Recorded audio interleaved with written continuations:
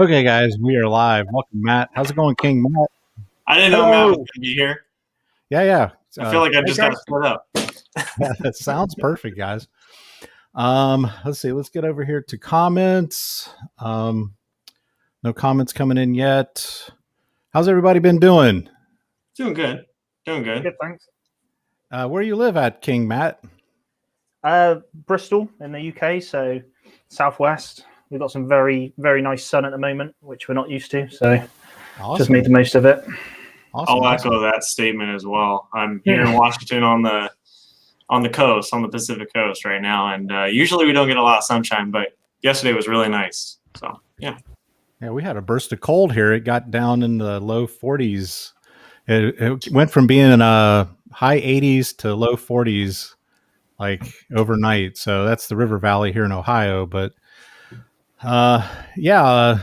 definitely rapid weather changes here. But welcome, you guys. I'm going to go to my split screen here. I'm still learning how to use this thing. I was basically wanting to plug here, guys, before we officially get started in another 10 minutes officially,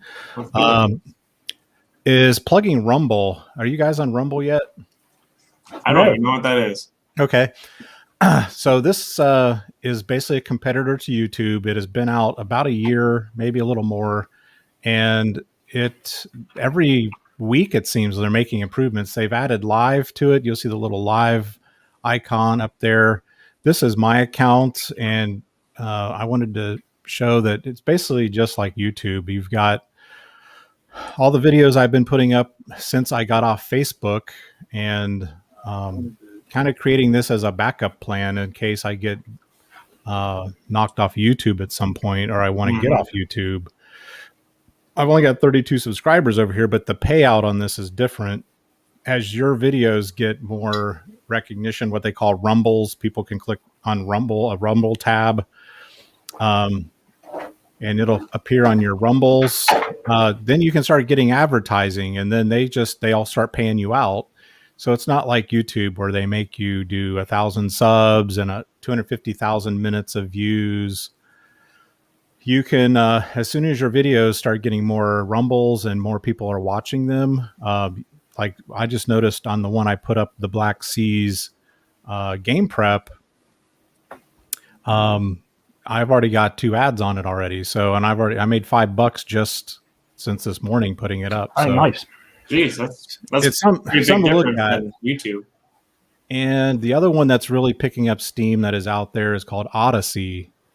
There's a lot of YouTubers going to Odyssey. And then if you want to pay something that's like, it's not PayPal. What is it? Patreon.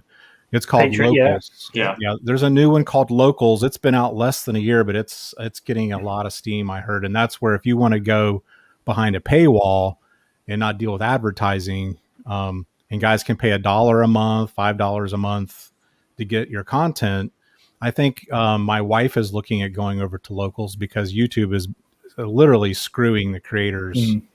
And now I'm not monetized because I don't have enough views yet. But I've noticed them putting ads on my unmonetized videos because now under the new terms, they're allowed to do that. So I think the advantage is you'll have a lot less subscribers if you go to a locals.com or a Patreon, but you end up making more money off of your content because even if someone's just giving you $5 a month and you just have 200 people, that's a nice little chunk of change. It'll end up being more than what your YouTube revenues were. So it's something to think about. We got Gaslight Studios in the house here. Welcome, Gaslight Studios. Where are you from, Gaslight? Will respond to us here. So we're officially getting started here. We're right at 5 minutes out. So I wanted to welcome anyone that's watching us on the replay on YouTube, and eventually get it over to Rumble, New Jersey. Welcome from New Jersey. That's a rough state to live in these days. Gaslight, I guess. Welcome. He's new. I've not seen him in the chat room before. Welcome. And again, we're going to be going over just how Rumble works. It's the same setup. You basically upload your videos, you drag your files on there. You guys are both YouTubers. I think it's good to be across at least one other several platforms platform in case.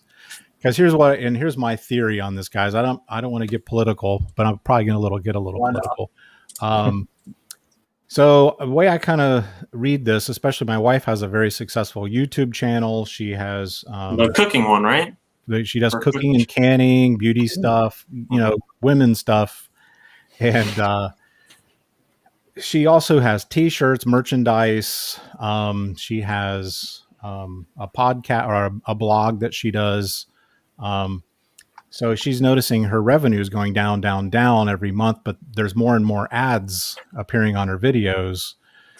So, but we've talked about this extensively the last month or so. And what I'm seeing happen is if you're a right-leaning person, say conservative, libertarian, whatever it is in the UK, if you're a conservative-minded type person, traditional type person, they're pushing us to our platforms, and then the other platforms will be for left-leaning people.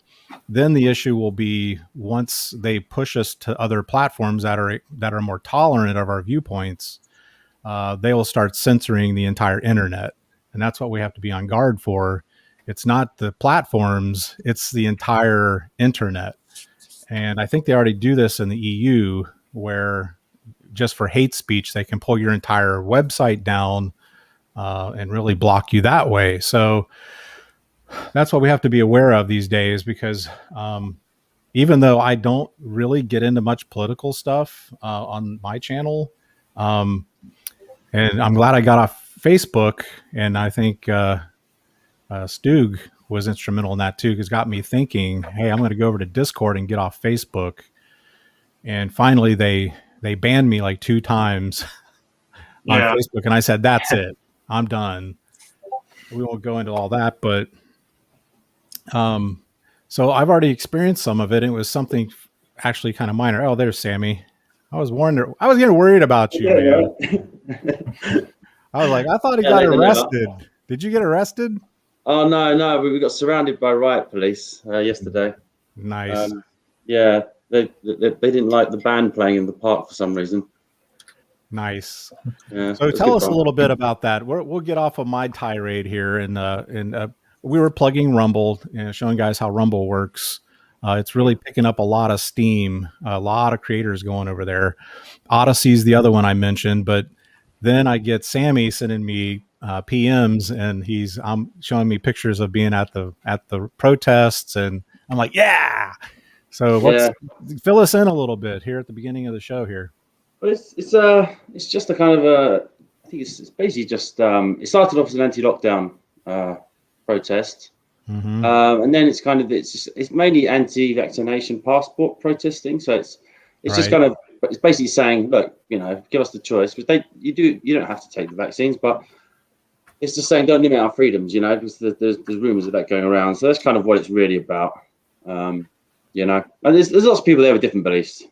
That's essentially it, So usually we just go for a march through town. There's lots of other marches going on. They had the Free Palestine march going on elsewhere, and then you had Stop the Bill going on. So you're getting a lot of protests this time of year, on Saturdays. So it's a bit, but yeah, the police just get very aggressive unnecessarily. Don't really know why, but something about licensing or something, because I think you're not allowed to have events here. You can't have a festival, for example. The footage I've seen is it looks pretty tame to me. I didn't really see a whole lot of little pushing and shoving going on, but welcome, Big Dog. He's back. He's on the Discord group. And the other thing, Sammy, get with me at some point. I've been super busy with work, as you know. Oh yeah. But helping you with that other project we had talked about. Oh yeah. You know what I'm saying? So lots of things cooking. The stove is full, guys. We got we got pots and pans, and we're switching stuff around. But that's what makes life fun, right? So, who's that? Trace, yeah. Yeah, Stugmaster. Stugmaster. Yeah. Oh, gotcha. I like your setup there. You got up some in close to Portland, right? Yeah, close to Portland. Close to Portland. Trying to stay away from that area though. Oh yeah, And Seattle as well. They're both around 2 hours away, but I think I'm in the safe spot. Right. Yeah. Well, let's get the ball rolling here. It's officially 2:00, and we're going to kick off what Stugmaster made a nice video the other day, and a lot have been coming out. When this kit was first announced for Civil War, I was on the bandwagon completely. I'm still for the kit. Yeah. The Mega. Mine's still full of crap. I mean, I've got mine's empty. Everything's all scattered around right now on so if you ever want to do free weights, that would be a good thing to use. But yeah, I was super excited. My friend Rob Rhodes texted me when he got the word. He used to work for Warlord, so he has connections in the company, and he tipped me off, and I was like, oh my God, this could be the magic bullet for multi-basing. Producing strips of troops all connected. It's really the kind of the thing that Rob Rhodes and I have been promoting here on our channel and his podcast. Like Mantic. Mantic is really who started a lot of that with the multi-basing, right? A couple years back with Kings of War. And I'm like, oh man, this is going to be freaking amazing. And I'm thinking in my head the whole time, this was going to be like Old Glory Blue Moon, which is really like an 18 mil, right? Yeah. That's what I had in my head. So I immediately pre-ordered the kit. Luckily, once I did that, we got here Robert E. Lee limited edition, and we got George Meade that came with the kit. I'm holding on to mine right now as part of my collection, but once I got the free sprues that came with my War Games Illustrated, I was like, oh man, these are small. So that was the hurdle I had to get past. I just hit 56 years old this year, and the eyes are not as good as they were. And now that I have my gaming hall with a 12-foot table, I really don't need to go small anymore. So I made the decision I'm just going to hold this kit as part of my collection. Gotcha. And I'm going to go 28 mil because this is, for me, guys, this is my exploration is with this podcast, getting into gaming Civil War, because since I got back with Rob from Gettysburg in 2019, I've wanted to get into it. And I thought, I get this kit, this will get me started, right? And then I'm like, well, I really need to stick with 28 mil. Now I do have Old Glory Blue Moon AWI. I've got a British and American force that I built. Took me a year. And I will still play those because I love them. They're all pewter. They're beautiful. They turned out great. I'm really happy about them. But so that's another reason I was excited to get Stugmaster on, because he's got more experience with Civil War and modeling Civil War, I think, than me and other guys that are out there listening. This is my exploration. I'm starting to say, is it going to be Perry? Am I going to mix some pewter and plastic? Am I going to try to go all pewter? Just for value wise, as I've said before, wargaming is like an investment. I see it as I'm building little assets, right? That I could either trade or sell, or I could hold them as part of my collection. And when I croak someday, my kids can sell it all and stick the money in the bank or something. But that's kind of how I look at it. I'm business minded like that. What are your thoughts? Let's start with Stug. What are your thoughts? A guy like me just getting started, knowing that I want to stick with 28 mil. What are your thoughts? Well, kind of first off with my background doing it, I started with the Old Glory 15 millimeter. And then I decided I wanted to do a different scale, and I went to 6 millimeter with my 6 millimeter stuff that, you guys have seen probably the videos of all of that. Yep. Which that's a little bit more tedious. I'll get into that, which now I'm doing the epic scale stuff right now. And actually, when I first started getting into the hobby, probably around 2011, I did get a couple of Perry boxes when I was at Gettysburg when I was a kid. So I kind of jumped around the scales. And I think it all it can be a little daunting because there's so many variables where it's like, okay, economically, how much do I need to spend, right, to play the game I want? What size is going to complement the size of game that I want? It's kind of how do you want to portray it? You know, like Matt, for instance, you know, he's got his 28 millimeter. He's got a big collection and everything like that of his 28 millimeter, and he's fine with having 16, 24 guys, whatever you base him as a regiment. It kind of depends on how you want to portray the American Civil War. You know, I like the big scale. I like to have the regiments with more than like 80 guys or 100 guys or something like that. So stuff like this, that, you know, this really goes a long way with me because I can mass paint a lot of these guys. I mean, you know, and I can make them into a line. You could probably see I got a line right here. Yeah.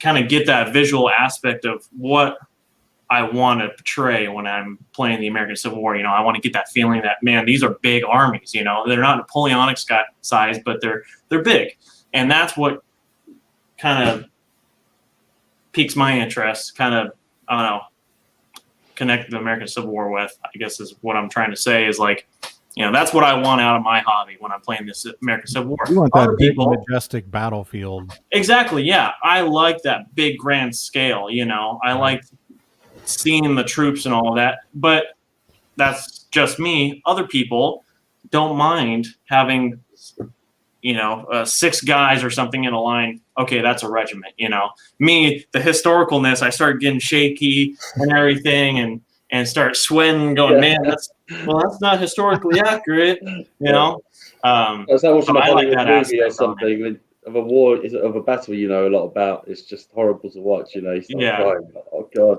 So I don't know. I guess it all depends on what do you want from the hobby? What do you want to see? What makes you sit there when your army's on the table and go, okay, that's pretty cool, you know? And it's not just for the American Civil War. It's basically for everything, you know? Right. Even Warhammer or something. I don't know. 20, 21-year-old guy or girl that, you know, you're in college, you don't have tons of cash, you got a part-time job, whatever. Yeah. You can still play skirmish level, just single base them, right? Mm-hmm. And with the Forager rules, there are lots of rule sets out there now that you can play skirmish level. Just set up a scenario that we're big on. Sammy and I are big on building a great scenario with some backstory and some flavor. Like there's an objective, or there's someone you have to save, a damsel in distress or something. But you can start, and then this is people that are watching this on the replay. You know, you don't have to go out and spend $1,000 on Perry. No.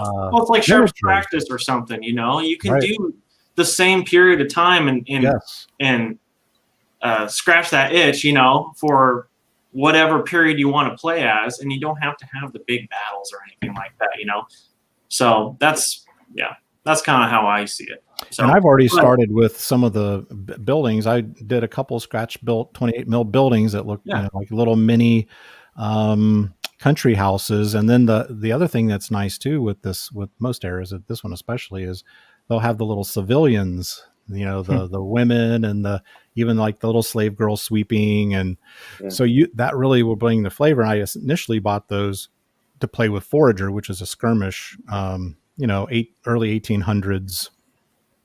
So I plan on definitely rolling those into my forces. So that's interesting to me that you mentioned that Matt down here, he's into 28 mil, which is where I'm headed. So let's hear from Matt. What's your thoughts on this subject? Well, I can't recommend Perry's enough, I think, really. I really like the kits. I really like plastic kits. I really like the metal sculpts. Pretty much all my collection now is Perry's.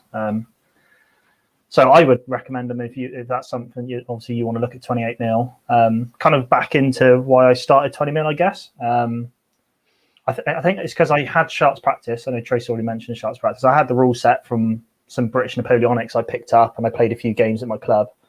So because I already owned a rule set and I started getting interested in American Civil War, it's kind of a logical step to kind of use Sharp practice rules And kind of I just started looking into Perry's, and I think anyone who's slightly interested in it, if they just go on the Perry's website, you'll soon have a cart of about 200-300 quid loaded up, because there's just so much stuff on their website that's amazing to look at, Now here's my question to you, Matt, is this that popped into my head here.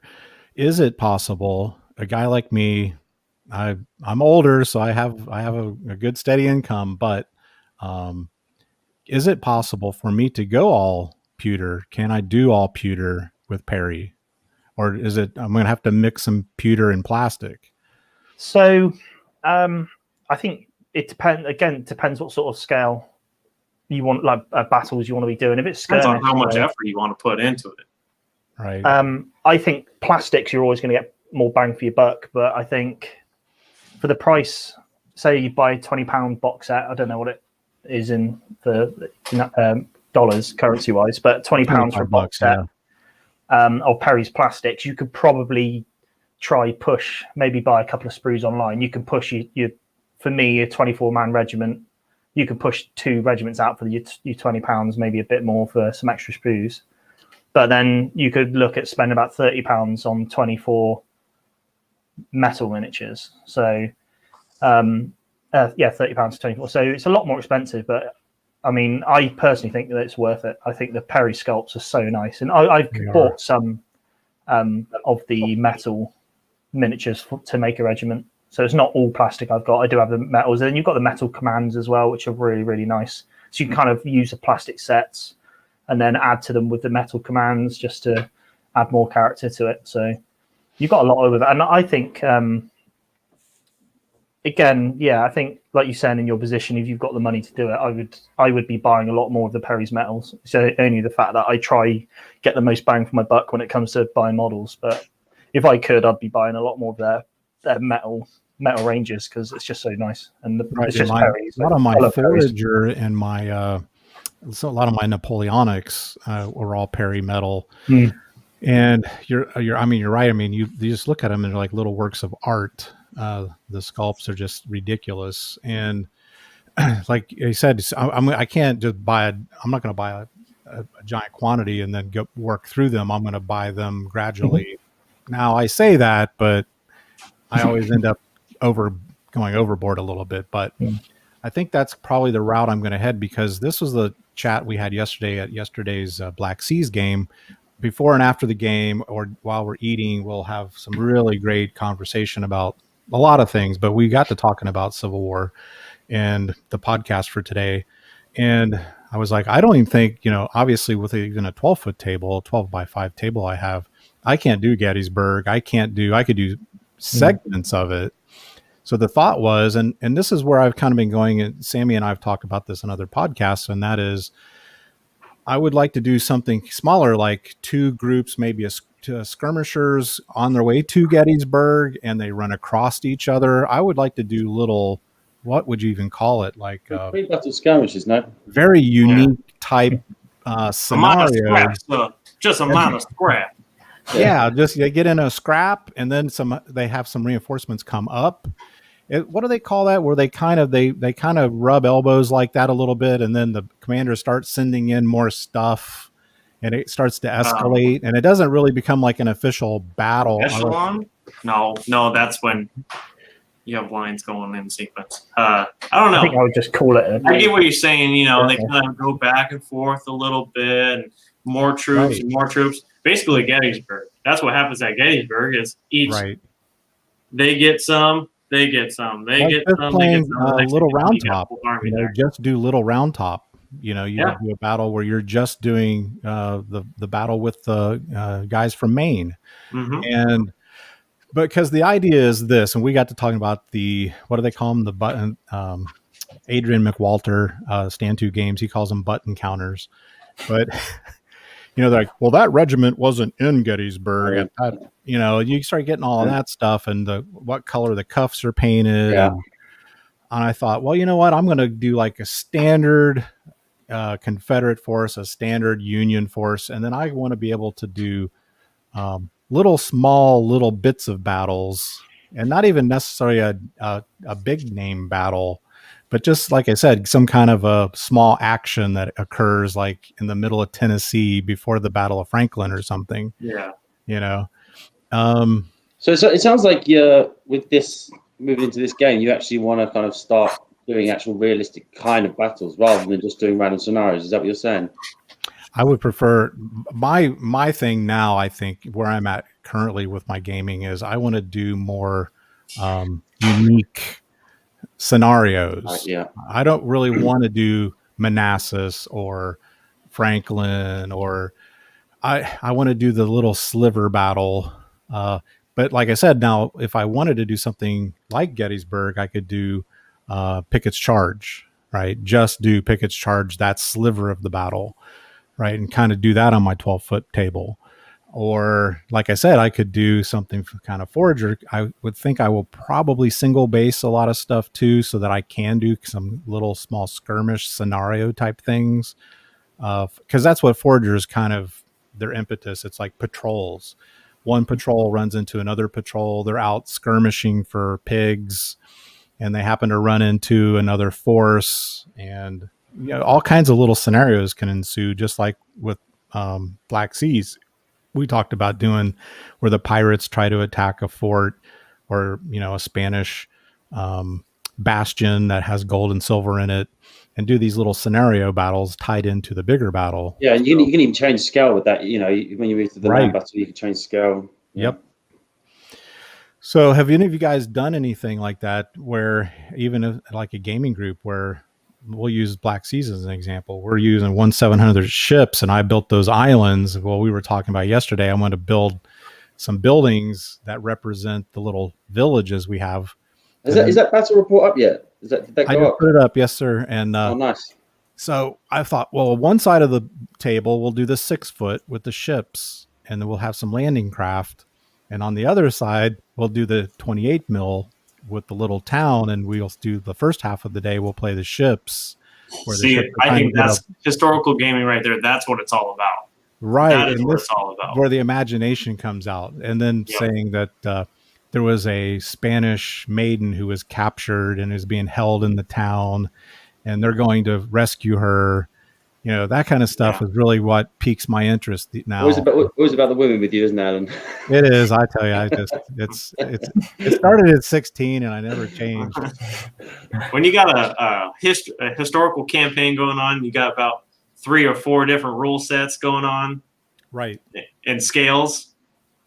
That's where the fun happens, right there. Right, and that's Little Wars TV's been delving into some of that stuff, and that's where you can get out of the mold, right? Where it's this battle, and you have to have these specific units, and there's nothing wrong with that, though. Just saying, you can have that, absolutely, and with that box set you've got, that's really what that's designed to do. I mean, you're going to be able to play large scale battles. What did you get in that box set exactly? What did you get in that box set? Oh, loads. A shit ton. Oh, wow. It's a shit ton. I see. Yeah. I thought if I ever built those and painted them, I would go with my heavy wood bases to kind of give them some more weight. But you get like 24 strips, 24 regiments. Right. It says right there, 250, 2,400 or 2,500 guys, and like fences and all sorts of stuff. Comes with this little MDF barn sort of thing. Oh, wow. Yep. Yeah, it's quite a good kit. And good value. Yeah, I chopped them up into 5s, but they look quite nice. They did look nice. Yeah, they did a pretty good job. I want to hear all my opinions. I struggle with something that's small. I've only ever done 28 mil, but it's just completely different technique, really, isn't it? When you're painting those smaller scale. Yeah. Yeah. So here I threw up here on the screen for you guys. We've got basically like what Stug was talking about the other day. You see the colons there. Well, we know that there's going to be Napoleonic is going to be right coming up soon. I would imagine that would be my bet. Well, you have bolt action, black powder, all pike and shot, and then you just have that section right there just for epic scale. So clearly they're going to do a bunch of other ranges, which I'm excited for. Also, they need to learn some stuff before they get to that point. Yes, I totally agree with that. And here's the thing that now I want to bring in some controversy on the podcast because people don't want to watch anything unless it's controversial. So here's the controversy. I'm in touch with a guy. He owns a company. They manufacture several things for gaming, but he's wanting to produce 3D printed using resin prints to get the better detail. He wants to start selling kits that will compete with these kits because he thinks they're so overpriced. And here I'm pulling up here on the screen the American Civil War limber, which is $20. And he's like, "Oh, that's outrageous. I'm going to sell mine for 10."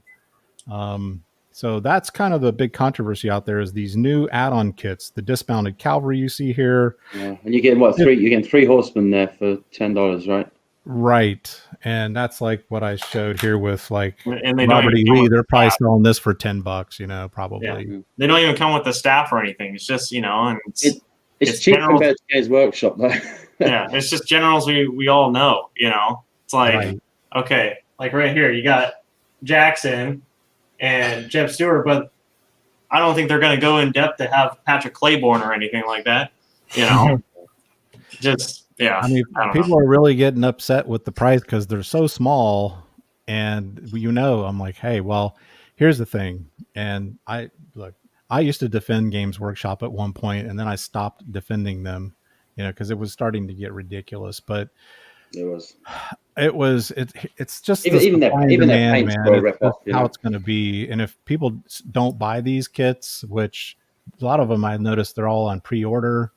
And I was on here a couple weeks ago looking at it, and they're not saying it today, but they were saying sold out, right? So they're selling these kits and they're getting what they're charging. So, but therein lies what should happen in business, which doesn't happen a lot these days, is competition. So this guy's coming in saying, "Hey, I'm going to come up with a limber kit. I'm going to 3D print it in resin, and I'm going to sell mine for $10." And half the price, and he's still going to make money, right? So, but he's not going to sell the volume, right? So here, that's the interesting point. We'll start with. I wonder how detailed. That surprised me. I didn't know they can do that detailed in the 3D printer. I didn't know that was possible. Only on the high end resins. So we're talking the Elegoo's, the higher end Elegoo's, the $800. Have you seen any photos of these? He has not provided me with any. I wanted him to send me some so I could preview them. I haven't heard anything. So we haven't heard from Sammy yet. What is your thoughts? As you're a businessman, Sammy's in advertising in London, so he knows how this works. What are your opinions and thoughts on the pricing and the kits that they're putting out? I mean, to be honest, I've not really been into American Civil War, so I'm not really sure about this. But I've only ever collected 28mm, Napoleonic. It's the closest thing I've ever really collected this, and that was years ago. I've still got loads of unpainted stuff in my loft, and it's all plastic, Well, I mean, in terms of, cameras, do you think that limber? What's your thoughts on that limber? $20. Yeah, I mean, it's silly, isn't it? It's a bit overpriced, isn't it? Let's face it. Really, what they should have done is they should have thrown 3 of them in there, Right. Because it's just, what if you want to if you're trying to create a big battle, what you have to buy 4 of those, it's a bit excessive, isn't it? It's when they start to take the mickey out of you a little bit. One battery is like 4 cannons, 5 cannons, or whatever. Yeah. So right there, just to do one battery, you just spent $100. Yeah, right. As I say, it's a slippery slope with losing trust with, because they used to be quite reasonably priced, and they're kind of slowly doing that creep, And people aren't stupid; they notice that, and I think you should just be upfront, really, And if you do want to put your prices up, justify it, Here, put it in this perspective. So the box set, right? US dollar wise, I think it's I can get it $140 around there on Amazon right now. Am I correct? So with all the stuff that you get in here, for $140, you probably know where I'm going with this. If I wanted to get like 5 of those caissons or whatever, those battle wagons, 5 of them is equivalent to the same price as this box set. Yeah, it's crazy. It's like, yeah. I found it interesting on the webpage you're just looking at that they're selling a set of the command frames separately. Because $10. I think there's one thing the criticism is a lot, and they're advising you to run 5 base regiments when a lot of people want to run 3s, and then you find you don't have the command bases. So if you go scroll down, so you got the pack of 5 command units rather than the commanders on mounted. You've got like the infantry command. Yeah, this one here I'm looking at. Really, it's $10. It's Stonewall Jackson, Robert E. Lee, and then you have your standard bearer. So yeah, you get 2 generals and you only get to have 1 staff officer. You got to pick which one you want to have the staff officer. See, Battlefront when you could just go to like Adler miniatures or something, or any 15 millimeter or something like that, Peter Pig, and you can pick what you want, get the staff officers with your generals, and then you can make something like that where it's like each general has his little staff, running around with him. Yeah. Right. Well, we had Kevin here was asking about pre-order, and I was like, yeah, that's when I was looking at this morning. This one here is pre-order. Now this is the American Civil War Wave 3 Union pre-order bundle. Now let's pull this up and let's see. And it says deal, and it's essentially $200. It's marked down for $222. So yeah, we've got all of this stuff. Does it give us a lift description? So we've got 2 Black Powder Epic Battles ACW Dismounted Cavalry box sets, 2 ACW Skirmisher box sets. So I see what they're doing. They're bundling the box sets. 1 ACW Union Command and a Black Powder Epic Battles ACW Casualty. Whoop-de-doo. So you get your little casualty markers. I see it here. So yeah, so they're just taking the boxes, the smaller box sets, and they're bundling them, it looks like. So you're saving what, like $30? Yeah, something like that, I think. So it's interesting, and this is where the bean counters come in, and they're going to charge what the market will bear. Now, like I said, if there's a competitor out there like Peter Pig, like you said, Stu, and you've got they're going to be similar. Now the Blue Moon, those are going to be more 18 millish. They might not be. I think Callistra is quite a good supplement for this plastic set. You find a lot of people buying Callistra commands and stuff, and then kind of splicing them in with the Warlord stuff. Right, and that will temper the market, right? So you might say that by Christmas time, that $20 might be carved down to $14.99. Things like that might go on, or people will just say, you know what, I'm going to buy the big box set because it's a good value. Then I'm going to supplement with, like Matt saying, with the Callistra or Peter Pig or this other company that's developing competitive priced figures. So yeah, now let's get that off the screen. Now, somebody asked a question here a little while back. Gaslight Studios. Thoughts on siege war games in the Flintlock area? Well, that would be, what's the one along the Mississippi?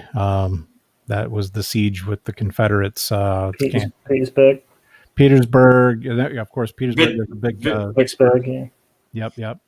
So you're talking about your sieges. Definitely, I mean, you can do anything you want. That's the beauty of our hobby is if you can think it, you can do it, really. You can do regimented battles. Like Stu was saying, you go to these conventions that I've been to, and they've got Islana Wanda, like the Zulu Wars. This guy had this whole freaking table with the mountain and everything modeled, and I got to participate in that game. It was amazing. But yeah, I mean, you got guys there doing 15 mil or 8 mil or 6 mil or 10 mil. I always found that when you're kind of using more individual units or smaller scale, that you get a better siege experience, personally. But I mean, it's whatever you want. If you want to do the full scale and you got the room for it, or if you got a gaming club where you're in a church or a recreation hall of some kind where you've got the space, What was the one they did? It was on Little Wars TV, I think, a year or two ago, where they did Waterloo. And with the farm there in the middle. it was supposed to be the world's largest war game. I saw that. And, yeah. Oh, Waterloo. Oh, yeah. And they had the La Haye-Saint in the middle, didn't they? And right. The French, that was all 28 millimeter. That was the impressive thing.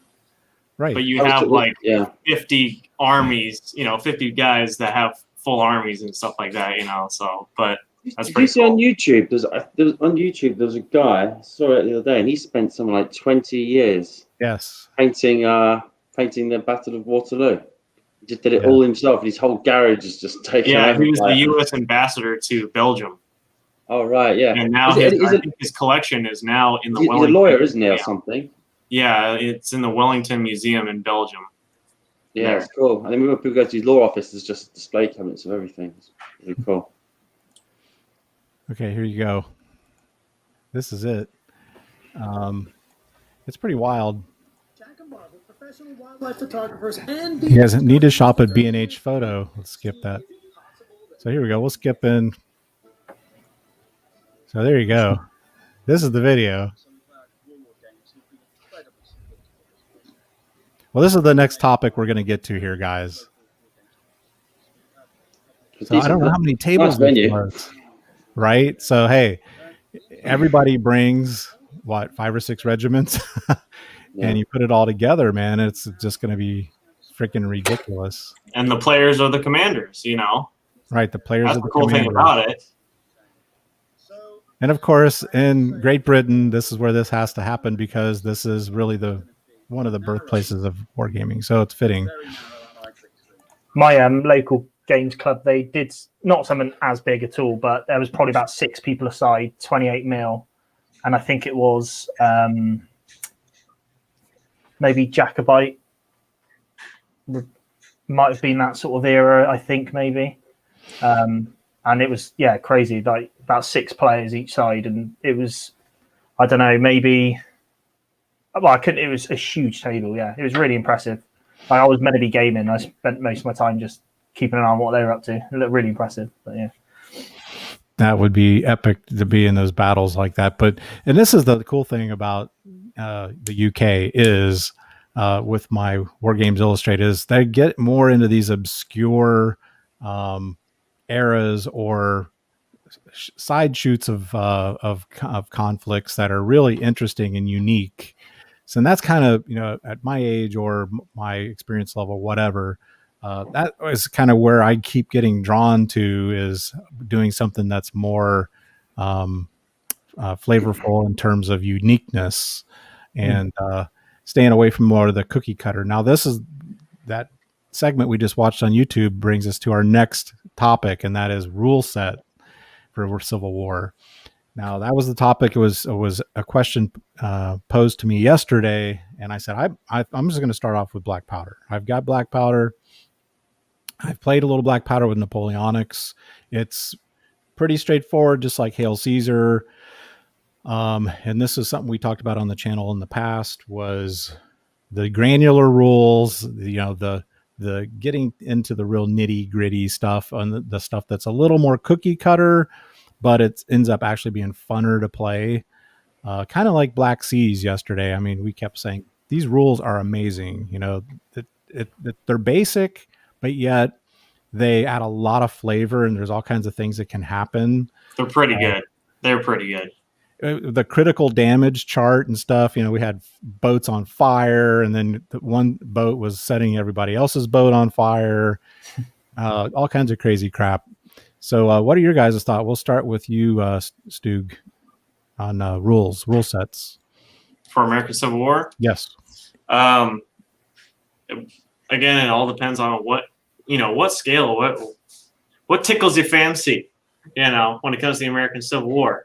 I like the big battles, but I also like to see lots of troops on there too. So Altar of Freedom is really good when you want to do the Battle of Gettysburg. It's awesome.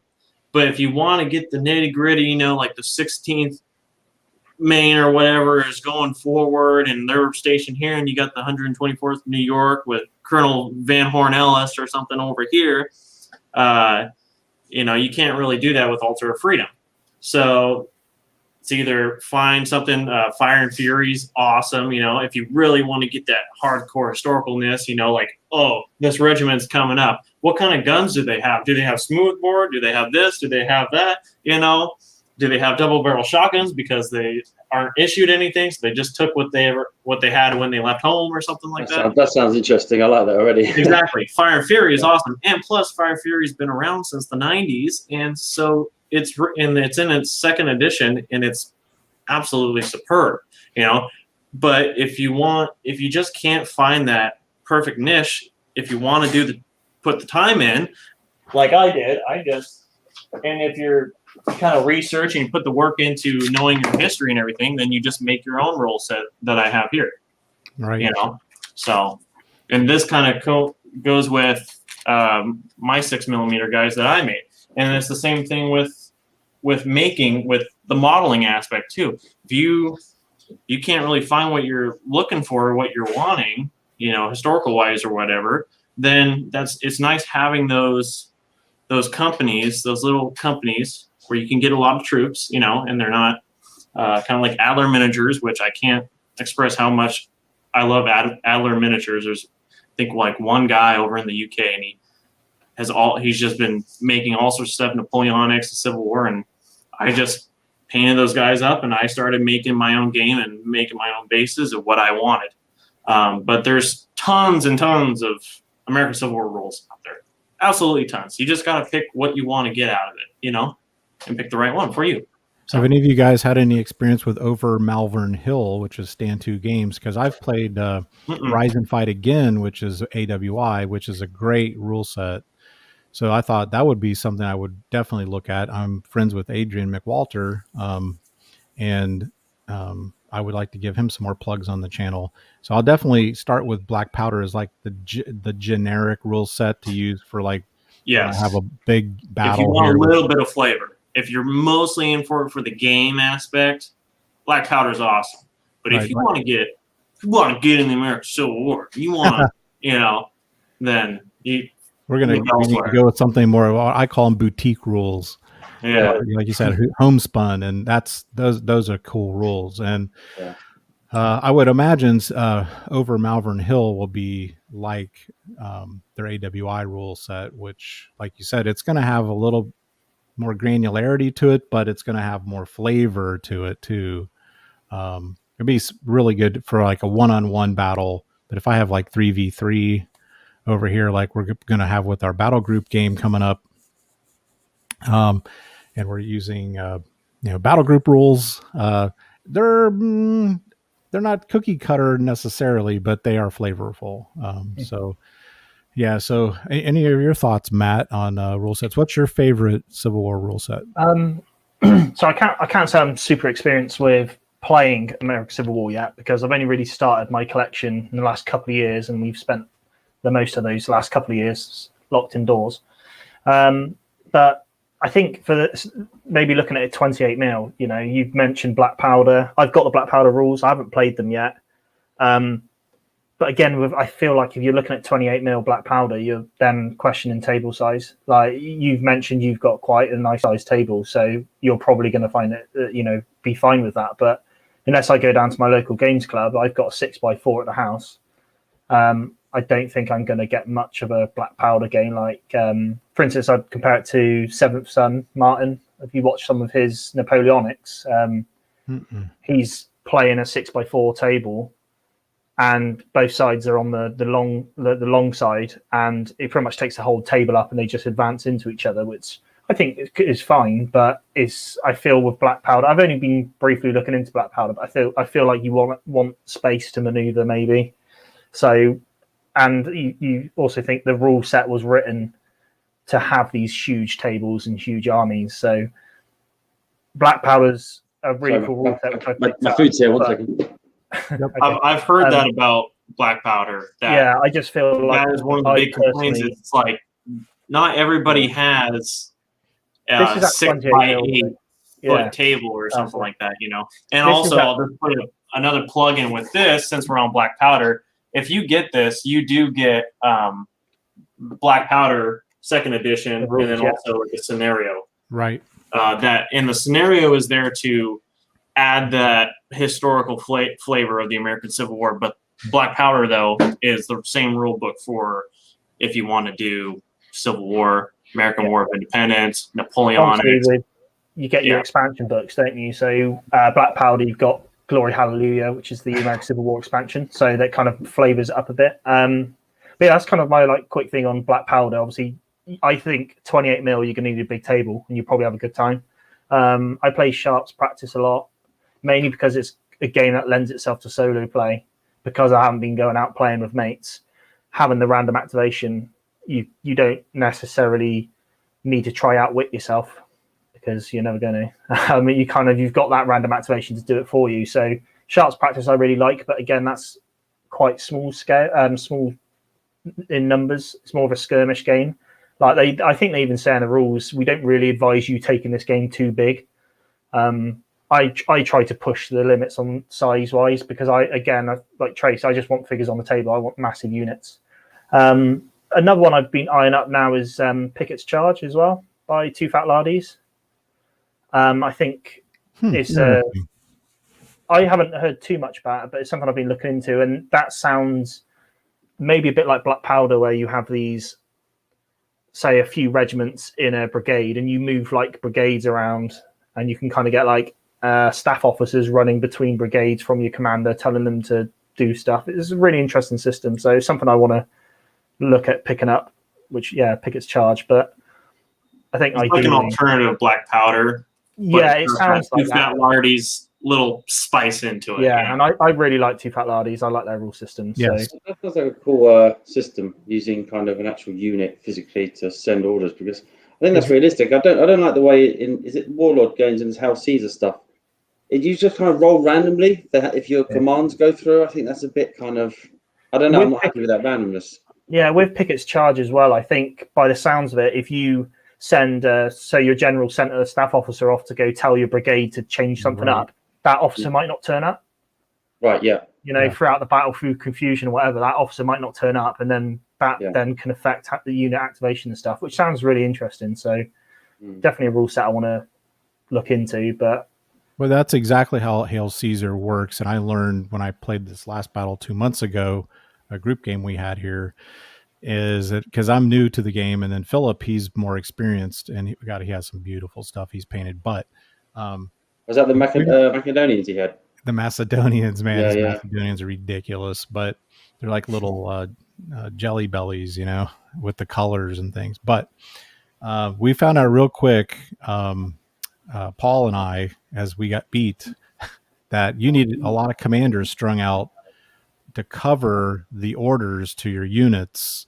We didn't have as many as Philip did, and so that gives you less command roles to tell your troops what to do. And that's, you do want that element, and even up through the musket era, just like with spears and swords, because there's no radios, you're sending runners or you're sending guys on horseback, and those orders don't always get especially American Civil War, with the amount of smoke on the battlefield. People underestimate how much, and the confusion, right? The vision. Well, if you're standing on a hill, even there's smoke, you can't see what's going on very clearly at all.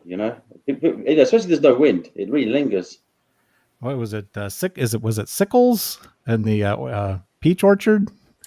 Yeah, is that him? He was the. I think that was a little bit more of not confusion, but more, I'm not going to do what my boss tells me to do. Right. But I mean, they were using flags, weren't they, for communication as well? So you did have that. But again, that's down to visibility. That's an excellent point. Also, these bugles, didn't they? Things like that, musical instruments, all sorts. Right. The bugles, the flags, the, hey, do this, do that. Yeah, the rudders. Yeah.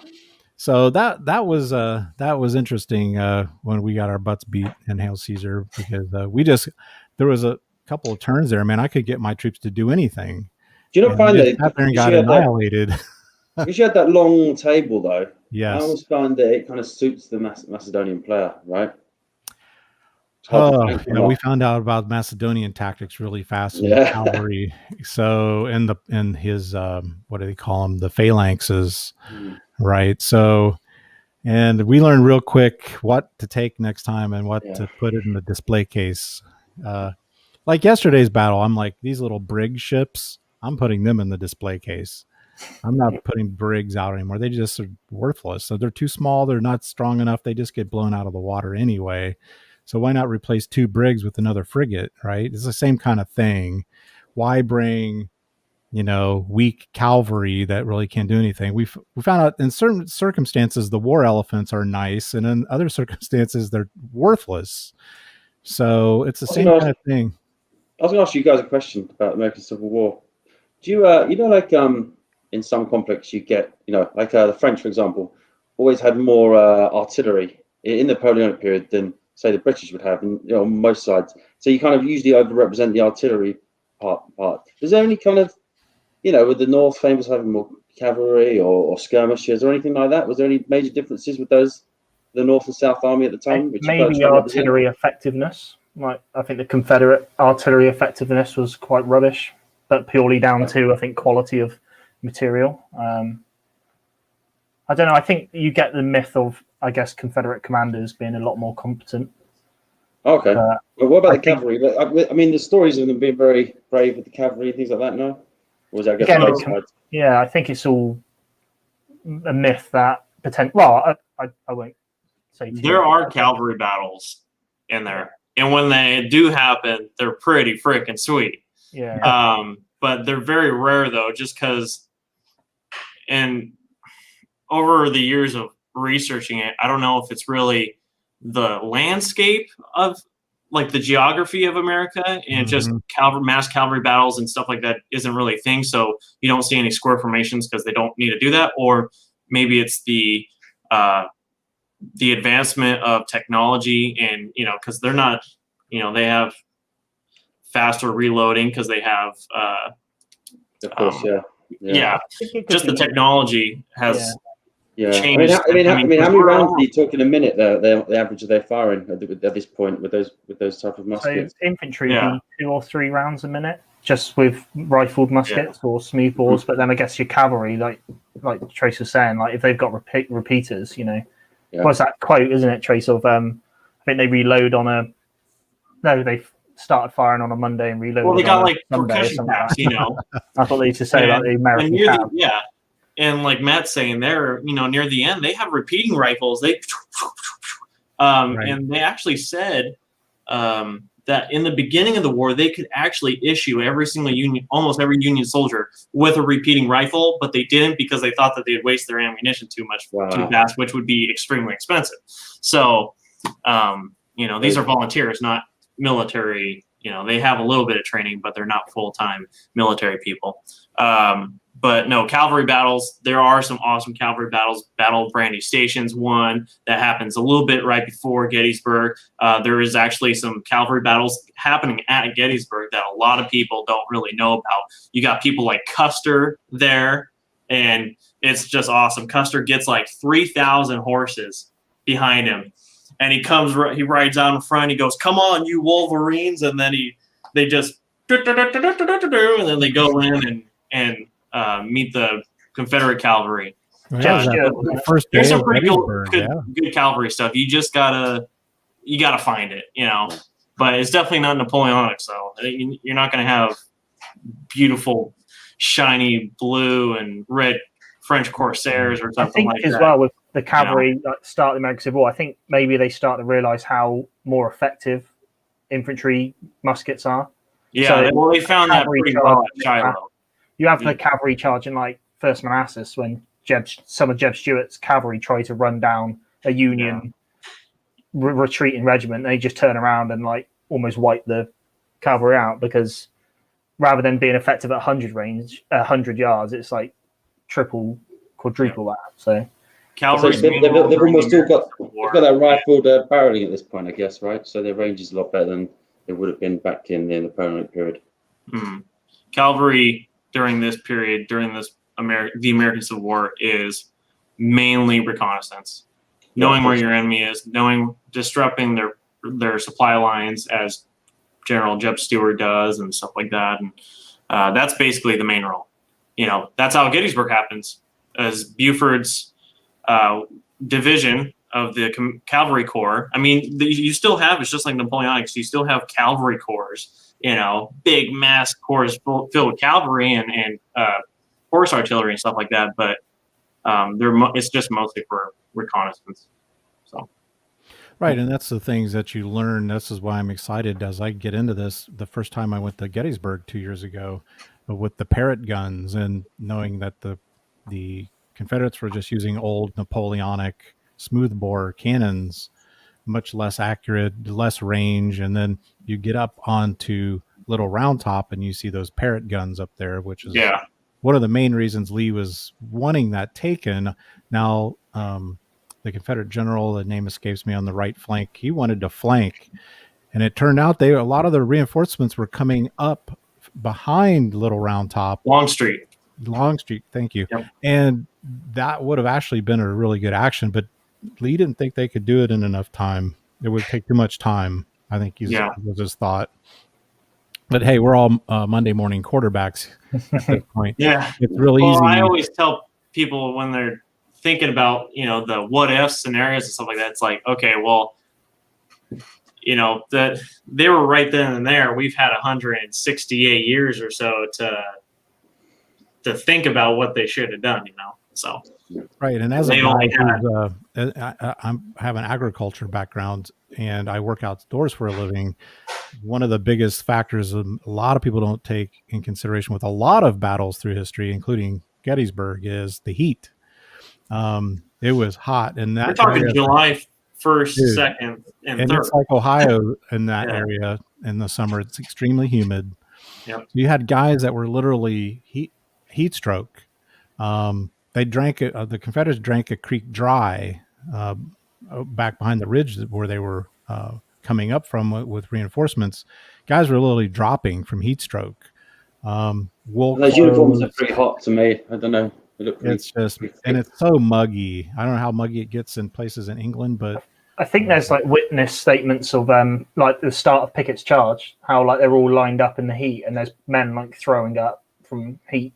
Some of them are passing out because they were sitting in, they were lined up in the heat too long, waiting to go. But that's what happens when you have such a mass of troops trying to get organized. It takes hours. Yes. Yeah, that's a good point. And they had been marching, some of them, a long time to get up into position, and they're being thrown right into the heat of battle. And they're like, "Hey, can I get a breather here?" Right? Well, a lot of them saw action on the first day. Right. Like Barksdale and Pettigrew and all that, they saw action. A lot of Longstreet's forces saw, basically carried the Union Army or the Confederate Army during the second day's battle. So. Yeah, they're tired. They're tired. He did not want to fight there. He said, "This is not the ground I choose to fight upon, but I fear if I do not let my men at them, I will lose their support." And he's like, they were itching for a fight. And he kind of, through the movie Gettysburg, he basically their argument was his men. He felt if he would lose their morale if he didn't let them fight, because he said they were itching for a fight. They're up in enemy territory. Think about how ballsy that was to begin with. Yeah, he's invading the North, right?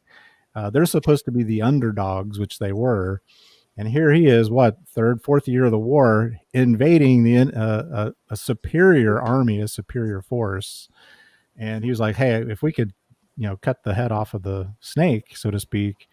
This whole thing will be over with. And make Washington scared is what he's trying to do. And also supplies, because the South is just completely wrecked. Yes.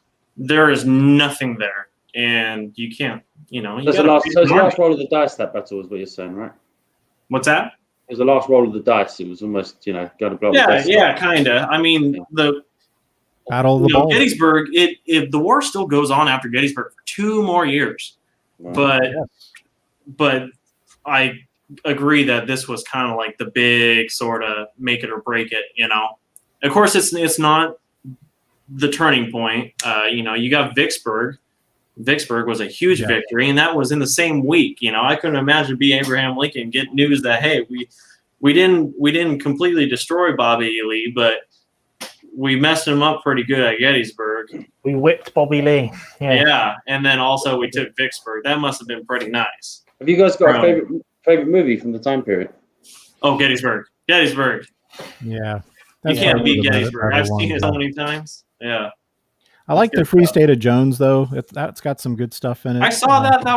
It was okay. I saw it a couple years back, but I really like Glory. That's one of my.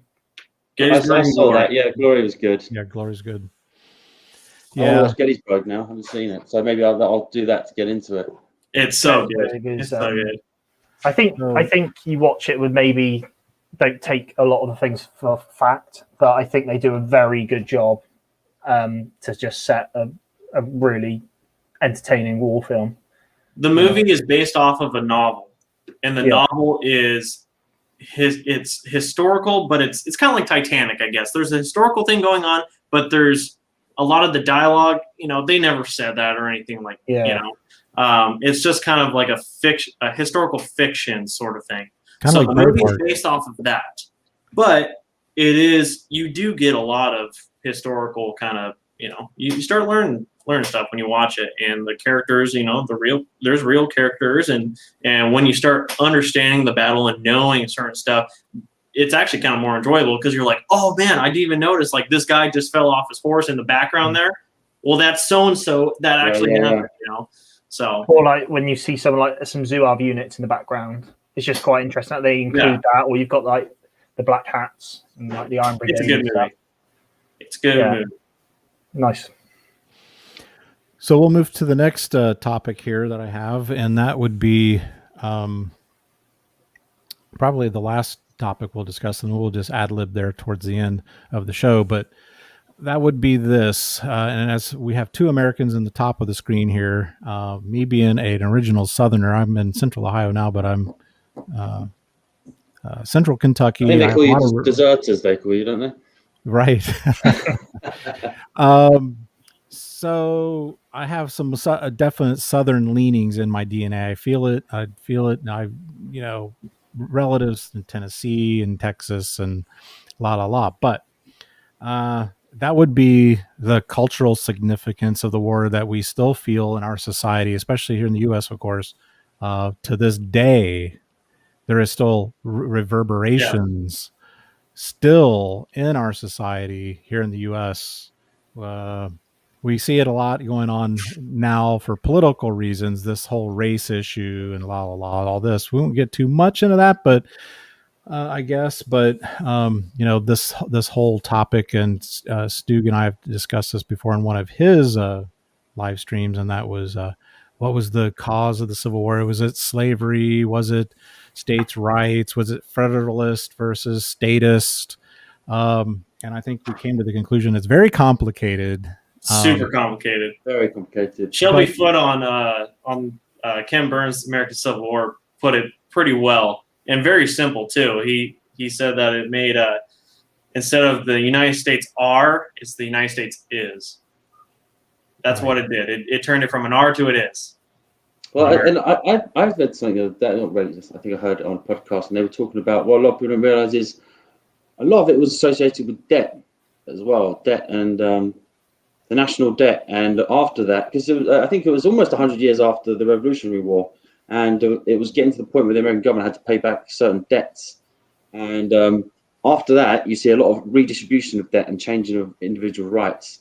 And what they did was they, like any great crisis, they reallocated the debt basically, and rewrote some of the kind of I don't know, is it not constitution, but something to do with that. That was an interesting take I heard. I haven't heard of that. I'd like to know more about that. Well, as a young man on the farm in the summers, painting fences and shoveling shit from horses. In fact, my relatives in Central Kentucky raised horses for the Confederate cavalry, the first Kentucky cavalry. So I got to hear the stories at the horse races, waiting between races. We would be talking about this kind of stuff, but that was always referred to as the War of Northern Aggression. I don't think it was about slavery. I don't think it was about slavery personally. But. Yeah, I mean, slavery was a pivotal issue, obviously. I think I was originally, I started to sway towards the state right argument. But then I don't know. I think the more I've read into it, I think it most definitely was about slavery. It's dicey. It's dicey. I mean, I say that, and obviously, but I firmly believe you've got an economy in the South that hugely depends on slavery, and then you get, obviously, it suddenly becomes that being a big part of an issue to do with the war. You think, effectively, if it wasn't about slavery, what else was it potentially? I was going to probably annoy people by saying stuff like that, but that's a lot of the. Didn't you have even Lincoln though saying, like, you know, for him he was happy. It wasn't about the slavery for him. You know, he directly quoting that, wasn't he? He was almost saying, if it would preserve the Union, I would allow them to keep it. Yeah.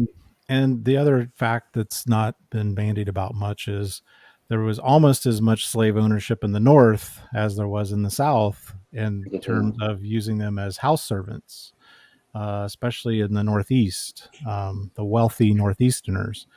And there were a lot of Southern ministers and pastors that were abolitionists as well. So we were told stories that some of the slaves were already being freed. The farm that I worked on, Wilson Farms, down near Paris, Kentucky, all the roads down there are lined with stone fences, right?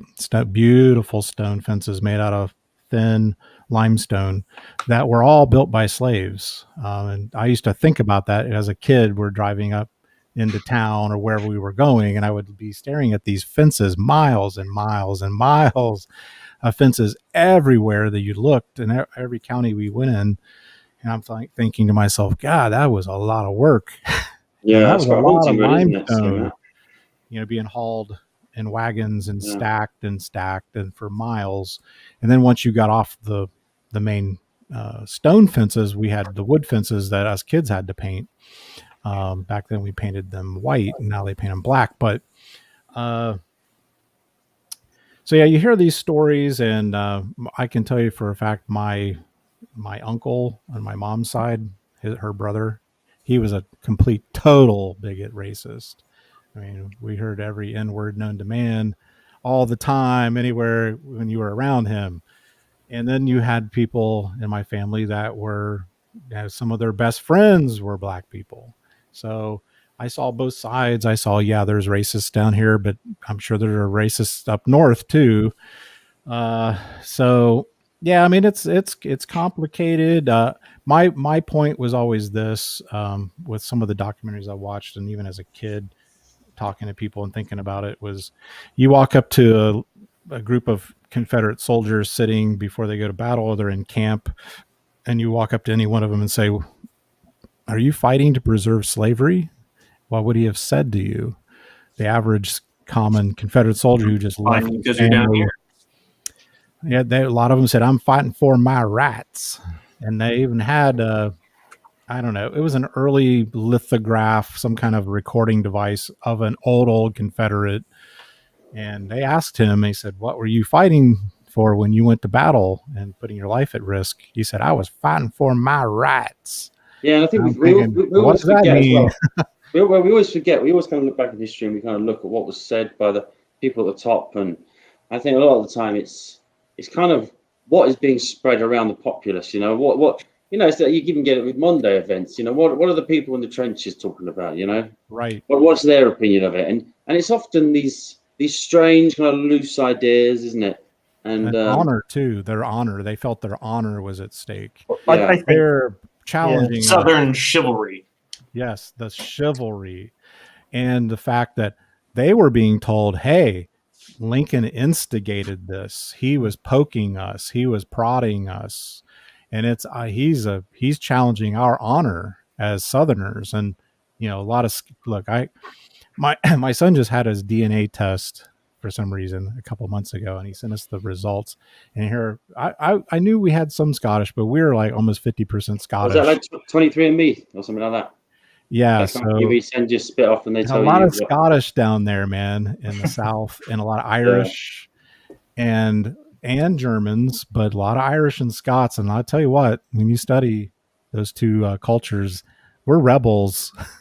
there's that streak. We don't like to be told what to do. This is one of the things that maybe even Sammy has this in him, because going to the protests and stuff, because you're like, hey man, I want my freedom. I want to be able to come and go as I please. And that really, to a Southerner, especially since I'm a Southerner at heart, that really rubs us the wrong way, man. And if we're being told, hey, they're going to come down here and push us around and tell us this, and we're going to do that, and we got to pay this and pay that, because you got to any war, you think, man, you got to be really pissed off. You got to be really angry to be mad enough, especially with the Revolutionary War or the War of Independence, to pick up a gun and go against regular troops. I think a lot of it as well is not realizing the horrors of war. You know, not realizing what you're getting into. The glorifying of war. We see that a lot. Well, it's going to be over in a week. Yeah, You had with the American Civil War, you had a lot of, like Tracy knows, like you had a lot of people who saw it as an opportunity for adventure. You know, sign up for, like, especially at the start of the war, it's a 90-day call up. You'd have people go, I'm just going to go off for 3 months, have a bit of fun, and then war's over and I'll go home again. And exactly the same as the First World War. It's like these ideas never die. It's just. And I thought the ladies would like it. I think now, because we have all these films, you know, especially films, I think the average person kind of gets a bit more of an idea of how horrifying war is, you know, whereas I guess back then they didn't have that, did they? That media form to kind of see what war was like. I think it's safe to say that the whole glory of war thing is not a thing anymore at all. We everybody knows, you know, everybody knows what war is all like. about the pay and the benefits. Yeah, I think it changed a lot after probably around after Vietnam, maybe. You know, Vietnam, yeah. Gulf. Yeah, and there is a little bit of that in the American Civil War. I forget the name of the photographer, but the first pictures of Antietam and the pictures of the dead and the bloating bodies and everything like that, and those coming back home to people's, you know, they've never ever seen anything like that. You know, that was Well, you saw that in the movie I mentioned, Free State of Jones. Really touched on that, where they were starting to say, hey man, this is bullshit. Right? They had black friends that they worked with on the farms and the plantations. They were basically friends, and here they were in the swamp together, surviving, and they started realizing, hey, what am I fighting for really here? So that the rich plantation owners, the Scottish plantation owners, could enrich in their cotton trade and ensure the fact that they had a control over the Southern society still. And that's kind of where the Free State of Jones was coming in. And then they were actually, like Sammy said, traitors, where they were sending the Confederate troops, which was draining strength from the Confederacy, to go deal with uprisings. And that was one of the things I really liked about that movie, is because it throws in that thing we're never taught in school, that, hey, there were some people probably on the North and the South said, you know what, this is bullshit. I'm not participating. And we're actually uprising and saying, I'm not going to fight. I'm not going to do this. Right. I guess that's where you kind of got Western Virginia from. Right. You know, you did have a large group of Virginians who didn't want it. And my home state of Kentucky was totally split. I mean, we had, when I traced my ancestry.com, I found half and half. They either went to Louisville, which was controlled by the Union, or down in Lexington and south of Lexington, where they were recruiting for the Confederacy. And I know my relatives, they had to secretly sell horses to the Confederacy, and they were actually supplying Jeb Stuart.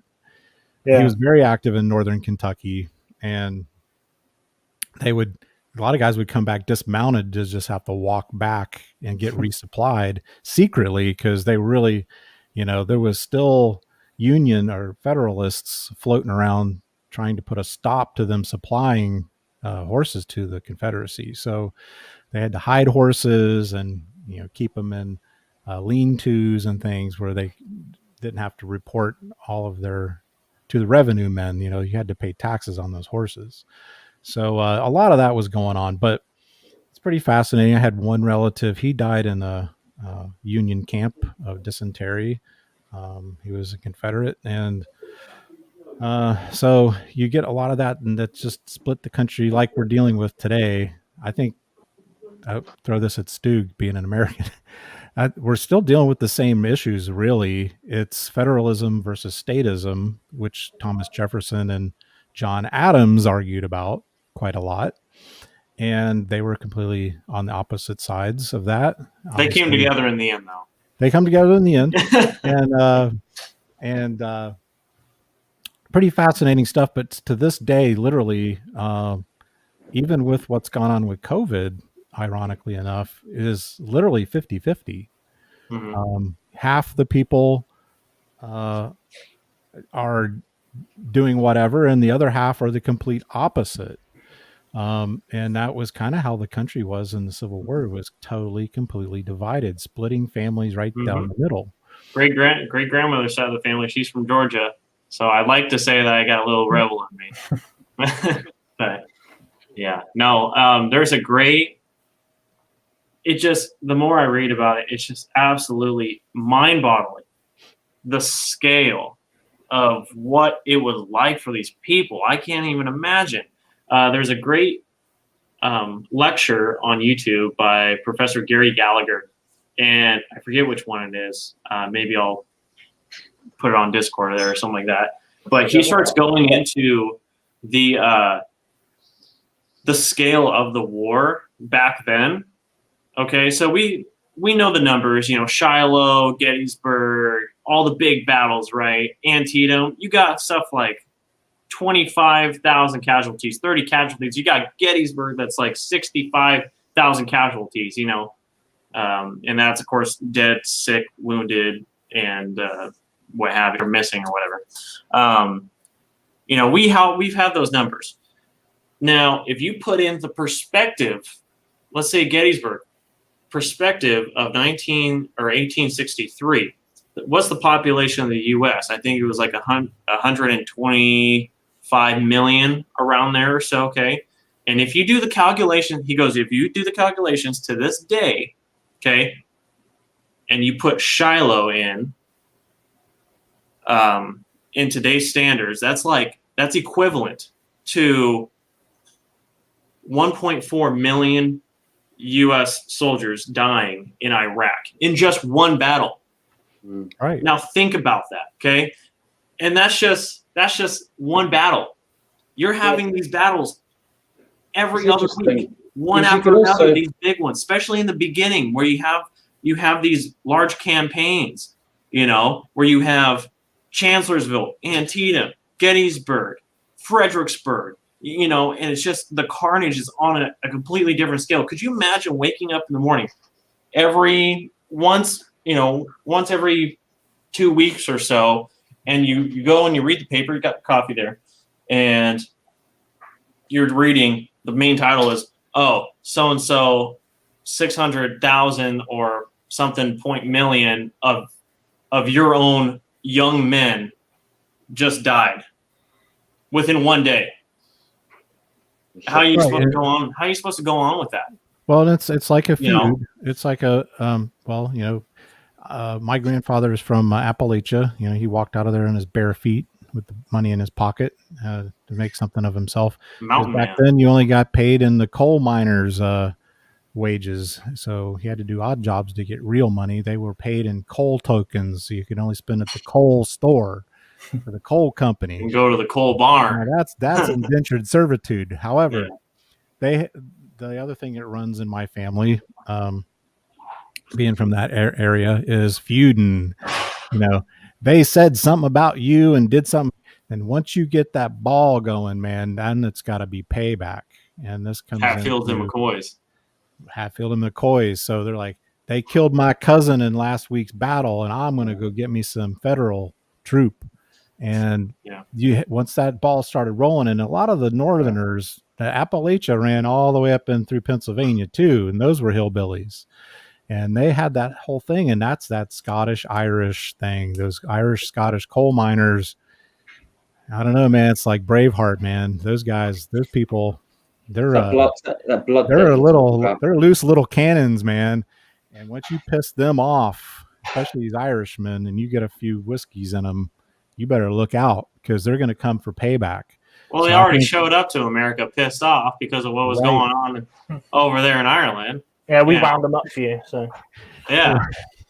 You get those little Irishmen mad, man, and they were, and they had all those Irish brigades, and they were literally that one movie they were taking them right off the boat, Gangs of New York. New York, Yeah, that's a good Put one. them in a uniform, and they're off to the next battle. Although they like, actually just got changed, here. they changed the date of that film. They moved the film around those events between those gangs. They actually moved it into the American Civil War just to add a little bit of drama to the film. So it wasn't actually the same period, but they were doing. They were still doing that though, putting them straight into regiments. Yeah, it's crazy. But another thing about the one thing I wanted to say about is that it's almost like about how long these wars go on. You survive on these horrific battles, and then you're in another one, then another one. It's like right. Yeah. And if you're in the Confederacy, you're in there from the very beginning. There's no, I wonder what survival rate. I'm going home. Somebody could just replace me. They don't got that. Well, in the Confederacy, they start off saying we're doing, I don't know, say, we're doing 90 day papers. Yeah. And as soon as you're in, you're halfway through your 90 days, whatever. Oh, no, we've extended it to a year now. We need you longer. You don't have a choice. And then it's, oh, no, we've extended it to 2 years. You don't have a choice. Oh, no, you're not going home, And that's the big thing with the Confederates. Like, you have these men signing up for these short, like maybe a year in service, and then they just found out it changed as they were going, and they never got out, and they ended up going through the whole war. You had people doing that full 5 years, whereas the Union, you very much had 90-day papers, and then all these guys would go home. And that's why you had, Battle of First Manassas, you had like McDowell's kind of pressurized into that first battle because he had a load of troops who were coming to the end of their papers. They were going to go home. So same thing with Antietam too. Yeah, you had the outlaw Josie Whale effect. If you guys you guys have seen Outlaw Josie Wales. I mean, that kind of anger. That's what I mentioned a little bit ago. Is how angry you have to be. It's something that has to spark you, not just propaganda. I'm sure some of the guys woke up and said, "Hey, this is a bunch of propaganda." But some of these guys, man, they had an axe to grind. Their cousin was killed, or their wife was raped, or whatever. Some stuff started happening once that war broke out, and then that was that axe they had to grind until I guess you just keep going until the rage goes away. I don't know, a year, 2 year, probably depends on the individual. But going back to the ramifications on our culture, and my own personal story is, and that's why we ended up in Columbus, Ohio, so my dad could go to school at OSU for his trade as an audiologist. And because even back in the 60s, when I was born in 65, the school systems, even in Kentucky and further south, were far less what the schools were in the north. So my dad went to up there because that university was better than UK at that time. And the school systems lagged, the roads lagged. And I remember we came up here as a kid, I noticed the infrastructure was nicer. Things were nicer. They had parks where we didn't have that many parks where I was from in Winchester. And we're talking mid 60s here. That stuff was still lingering on with just infrastructure differences, where the South was still behind. Here 100 years later, was still behind the North. Exactly. Development. And exactly. My grandpa always said, he goes, I remember going down in the 60s in the South, and it's just, you can see what the Civil War has done 100 years later. Yes. Of how you still had Jim Crow. Yeah. You still had Jim Crow. It wasn't until Johnson took over they did the reforms with the desegregation and all that. Yeah. We finally had that when I was in school, and high school was when they started desegregation in Columbus, which is another interesting point. Now here I was now in the North. I was going to high school. Now in the summers, I spent all my summers down on the farm. And I would say, as an 8-year-old coming home in my parents' station wagon, I do not want to go back up with those Yankees. That's what I would say as an 8-year-old. That has how long that reverberated. A little kid, I was saying this. I was calling people I was going back to go back to school Yankees. Yeah. Everybody can't believe that. That's crazy how long that continued. I hated it, man. Because look, it's a different culture down south. It's easy going. Everyone's proper. the women wore dresses, the men wore pants. Everything was like old style down there. And you come up to the north, and everything was fast, and people were nasty. And I Bunch of felt as a hippies. kid. And what's the other thing that flashed through my brain here? I was kicking and screaming going back up there, man, because I as a kid saw that cultural difference, and the temperament of the people. I don't know what it's like there in England. If the southern people in England are a little more easygoing, and the northerners are a little tougher. It's the other way And around. The Northerns tend to be known as being more friendly, you know. so it's kind of Southerners opposite. seem to be a little bit softer, but a little bit kind of faster paced. Right. Then Same you kind got of A like food, little right? bit ruder in London as well. We're seen a bit ruder, you know. Yeah, you're obviously Right. southeast London, nice and fast, but then you got the southwest where it's all farmers and Yeah, it's slower. country. It's the same kind of thing. And so the schools were different and all that. And you just get down there, man, and people would cross each other, and they would never talk to them again. That was that feud. That I don't know if that was an Irish thing, or I tell you, when someone would cross you, man, they would be enemies for life sometimes, that you would see in that culture down south. So then you got all those intricate cultural things that brewed going on. Family conflicts that kind of go down generations, things like that. Right. And it runs deep to this day. I mean, you go down in Appalachia and you get up in these little towns and stuff, and they still feud and crap. Mm-hmm. So everybody's got an opinion, and it's the same thing with I think the American Civil War and what it was fought for or anything like that. It all depends. I was kind of over through the years, growing up in school. I've always thought the American Civil War was for slavery, and then I started kind of veering towards states' rights when I was around junior high, around there, But then also you have the lost cause myth and stuff like that, and what the lost cause myth, if you don't know what it is it's after the war, all these Confederates kind of justifying basically their loss. They lost, and now they're like, oh well, we lost because of this, or we lost because of that, So that's a little dicey when you're researching and stuff like that. But I've kind of come to the conclusion that it's so complicated. There is no just one answer what it was for. I think it's a combination of the time period of the war and also who in that time period.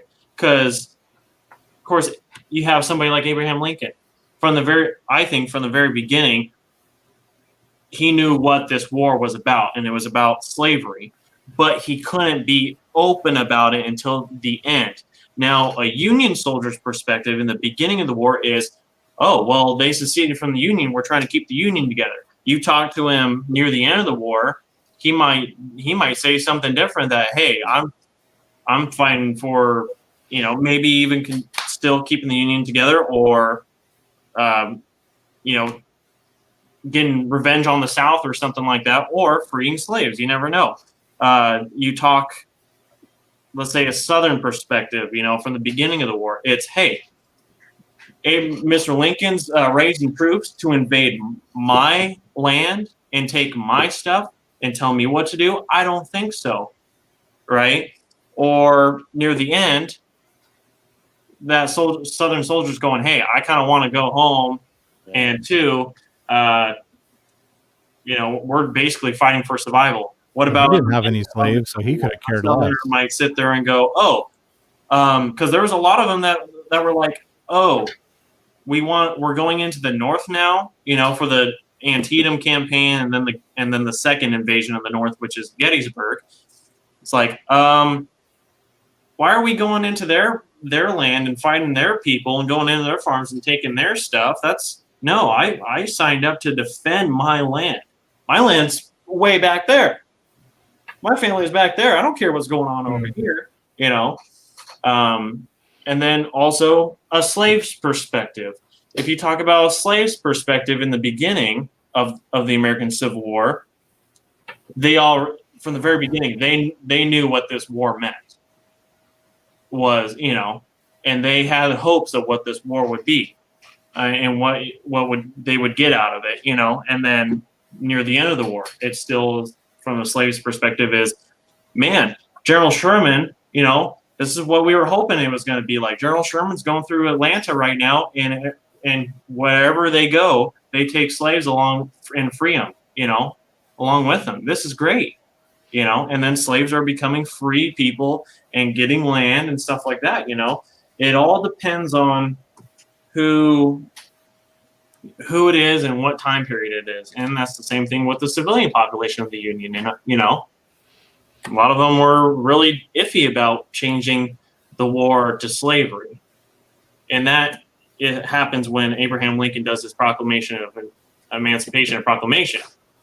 That is him basically putting a straight line down the meaning of this war, and completely changed it that day from this is a war of keeping the Union together to this is a war of saving, abolishing slavery and not having it spread or completely eradicating it, however you want to look at it. So and it still continues. So complicated. It's amazing. I don't know if there's any other. I mean, I'm sure there is, but I don't know if there's any other wars out there that are so complicated for Americans and the reason of it. It is just absolutely astronomical. With the race issue, and that's sometimes being 56, I lose thoughts, but the thought I was going to touch on, which is very interesting, it touches on this issue we're still dealing with here in 2021 is in the U.S. is, okay, so 1980, I'm in a high school in northern Columbus, Ohio, and my dad comes in and says, hey, they're thinking about doing this busing thing. And I'm like, what the hell is he talking about? So I'm like, what's that? He goes, well, if they do this busing thing, we're sending you to DeSales High School next year. And I said, well, that's the local Catholic high school. And I'm like, well, we're not Catholic. He's like, yeah, but see, now they're expanding and they're going to take in kids that aren't Catholic if you pay the tuition. And I'm like, oh, well, what's this busing? Well, here's the thing. 1980, it's the northern state of Ohio, staunch Northerners. What was the issue? You England guys might be wondering. Well, there were areas of Columbus that all the schools were all black. And then we had areas of the city that were all white. There were no black kids at Northland High School in 1980. So their ideal was, we're going to bus some black kids to the white schools, and we're going to bus white kids to the black schools. We're going to force them to mix. Because they all lived in different communities. They all lived in different areas. Completely different communities in the north. And this is what one of my points with this whole slavery thing was. There was in the south, they were more integrated, you're saying, right? There was still most areas of the north, and Doug made this comment about Maryland was supposed to be a northern state also, and they were very pro-slavery. Especially the Baltimore region. So here it is, 1980. The North is supposed to be all anti-slavery, all pro-black, supposedly. Yet, in 1980, when I was a kid, I could go to an area of Columbus and I would get beat up because I was a white kid. And if a black kid came to our community, they wouldn't get beat up. They would maybe be ostracized or not be, people wouldn't talk to them because they were like, oh, he's going to rob me or he might try to steal something. That was the racial culture that was, we believe, if I went to, I try to think of the name of the big high school, Mifflin High School was all black. And I was like, well, holy shit, if they send me to Mifflin, I'm going to get my ass beat every day if I go down there. And my dad said, that ain't happen. We're going to send you to the Catholic high school. So here it is, 1980. There's Northerners that are basically racist. I wouldn't say racist, but you were taught to believe they were going to steal from you and beat you up, and they hated white people, and they were taught that white people hated them. So this is something that started to change in that era here in the States. And the one thing they changed besides desegregation was the real estate laws. Now, a realtor could show a black person a house, and my dad would not sell them that house because the other people on the street would say, why did you sell your house to these black people? Now my house value is going to go down, right? Oh, you let them move into the street, on our street. That was a big thing in the late 70s and 80s over here was you could not have any equal opportunity on real estate, purchasing real estate. So over time, over through the 80s and the early 90s, this is how recent this stuff is. But it's still reverberating from the Civil War is you couldn't disclose the race if they made an offer on your house, and the realtor could not discriminate. So they ended up letting the black people would start to move into Northland, and all the white people would leave, and that still goes on, guys. So there is. I do agree with some of this claims of racism. I don't think, like personally myself or most people, modern people, especially if you're like me, raised in city schools, when they started segregation or desegregation, some of my best friends in high school in our marching band were black kids that I was in marching band with. So it was a good policy. It got us to realize, hey, they're not much different from me. And us kids, since we were kids, we were more accepting of each other than the adults would be. So that's really was the start of starting to shift these beliefs that was even rife, obviously in the north, because you had entire areas of the city of Columbus which were all black, and the other end of the city was all white. Because these beliefs, you thought, well, they're supposed to be bad, and they would think we're supposed to be bad, and you think you carry that back to the Civil War. That same kind of thinking was going on, right? Only amplified. So it's pretty interesting when you start to think that it's been that recent that these things were going on. And we had affirmative action in the 70s, early 70s, where it's kind of backfiring now because now you're putting people in positions that aren't qualified just because of their race, right?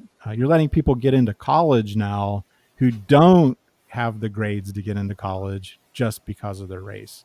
So there's a downside to those policies, as well as the upside to the policies, where I heard that they mix together and actually, accept each other, but it's still not really fair. Now it's almost like reverse racism over here. They've started penalizing some Asians, haven't they? Because some of the Asian community were getting such good grades. They're so smart, and their culture is very education centered.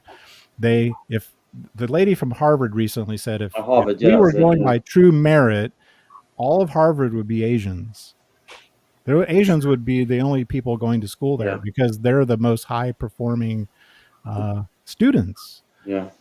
So they have to have quotas: 20% black, 20% Asian. Yeah. In a way, that's good. In a way, I kind of understand that though. You want a mixture of people going. You do, but you can't let a C student go to Harvard. Yeah. Yeah. And deny the straight A student. Right. So a quick story, and we'll let you guys comment on this. But my son's future wife, we hope, she just finished her master's program in occupational therapy. She could not get into a school in Ohio. She had to go to Pennsylvania because she was not diverse enough. Right. She's immigrants. Her grandparents were Hungarian immigrants. So they were immigrants. And straight A student. She could have gotten into any master's program in Ohio, but because she wasn't a person of color, she couldn't get into a school here, and she had to go to a Christian college that had that program in Pennsylvania that accepted her. So it's kind of silly that now you got almost it's like reverse racism. Now if you're white and you're male, you're at a disadvantage in a lot of places to get employment in some cases. What are your guys' thoughts? Any thoughts? Yeah, I mean, I agree with you really. I think it's getting a bit ridiculous, all of it. Yeah, at some point we're going to come back to merit-based, the best person for the job.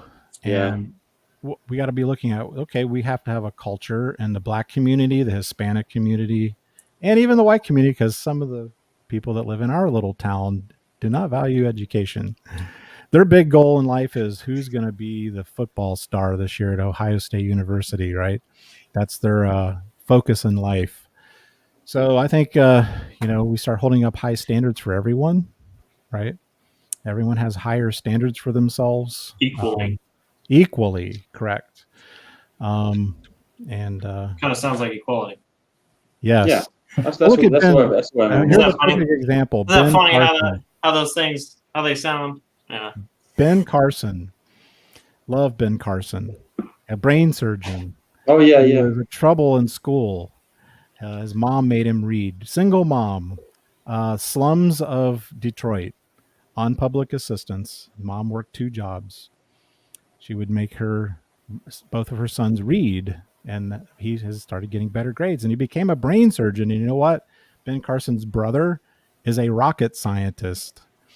They're both black. Their mom was black, obviously. And they lived in the slums in Detroit.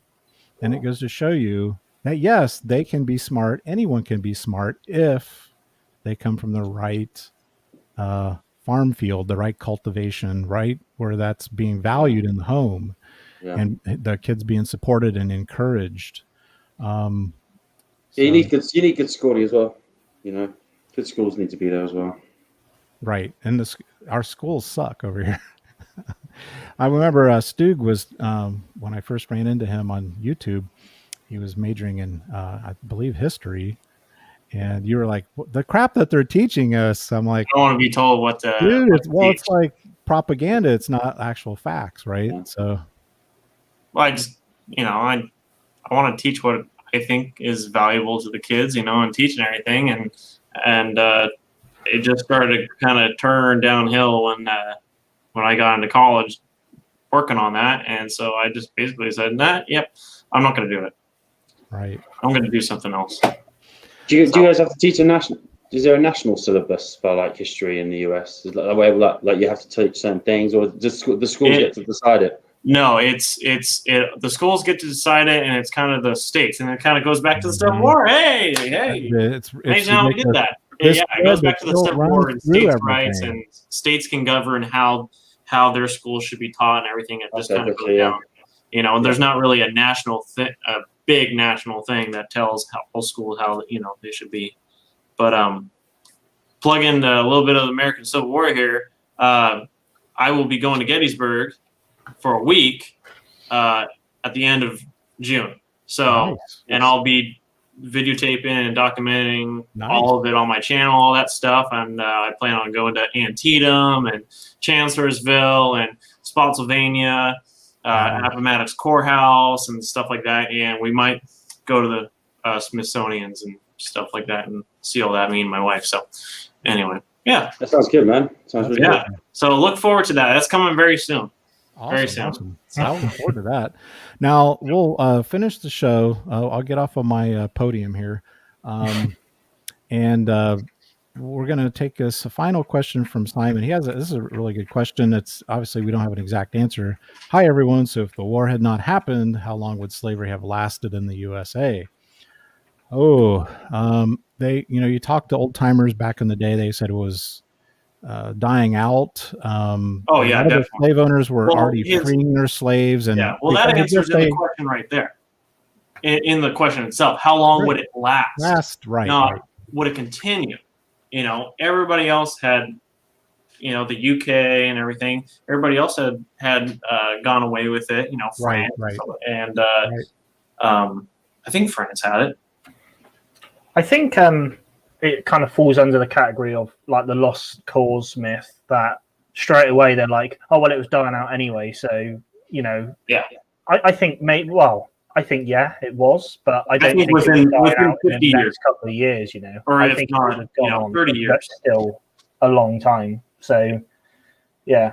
It definitely would not have been a thing in the 19th century. I'll tell you that. But then, like going back to, I was going to bring up age ago and didn't get the opportunity. But I think you think America fought World War II with a segregated army, and going back to what Alan's been saying, like in the 80s, there was still a lot of issues, and you think, well, if the Civil War never happened, like apart from pressure from other countries like Great Britain and stuff and France, like when it could have gone on for years and years and years and years, because I think America had that. Again, I said earlier, like you had the South economy, which was a very, very profitable economy, and it was being run off slavery. You know, well, it's a there's bit like still these slavery days around trying the to world get. to this day. Is the unfortunate thing that the UN, where's the UN in Libya? You know, they have open slave markets. So I But think, as America, though, I don't think America could have continued to be sort of a superpower, you know, around the UK and everything like that. With slavery still continuing, I think it would have died out right before, not if, in the beginning of the 1900s in the 20th century. yeah, it was because it was becoming moral, because a lot of Southerners, Southern Baptists, they knew that it was wrong. They didn't want to own people. And there's also part of the Constitution about the whole rights of man and freedom. It's kind of went against that as well, you know, as well as the Christian beliefs. The Declaration of Independence was written with slavery as a coiled snake under the table as it was being signed. I forget who said that. Yes. Yeah. And like we said, and Sammy, agreed with this, the mixing the people is a great thing, and we have that these days with air flights, with migrations or immigration, whatever.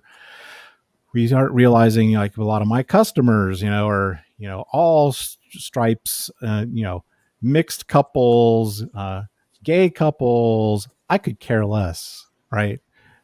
I look at their character and are they nice people, right? Are they cool? Do they come out? I have conversations with people from India that were originally from India, people that were, their grandparents were Indians and now they speak perfect English, and they're living in a $2 million home, driving a Mercedes, and they're the nicest people in the world. And I could care less. I have gay customers. I could care less as long as they pay their bill. But honestly, that's the beauty of modern society, especially with what we're doing right now, which is connecting with two guys, one from Bristol, one from London, another guy in Portland, and here's a hillbilly in central Columbus, central Ohio. Hey, we're away from the city. I'm just as much as redneck as you are. And we're having. I drive a 1996 Chevy truck. We're talking, and listen to country music. The secret, right? So we don't have to have these stupid ass wars anymore, even though we like to play war games. It's just all the stuff that was going on in society too, and that's the underlying thing with a lot of the war games that we like to play, is learning about the things that were going on in our societies. And it's fascinating. It's something we can learn, and we can actually teach ourselves history, and we don't have to rely on the crappy public school system who I was almost a part of that. I can become a girl when I'm 8 years old. All this other nonsense. But anyway, so that's the beauty of modern society. Unfortunately, we're still fighting, right? We're still fighting. We're disagreeing. And here's the thing, guys, and I've said this on another podcast. We got to stop letting these, I don't know what we want to call them, dividing us, right? Because I see that as the biggest those people. Right now.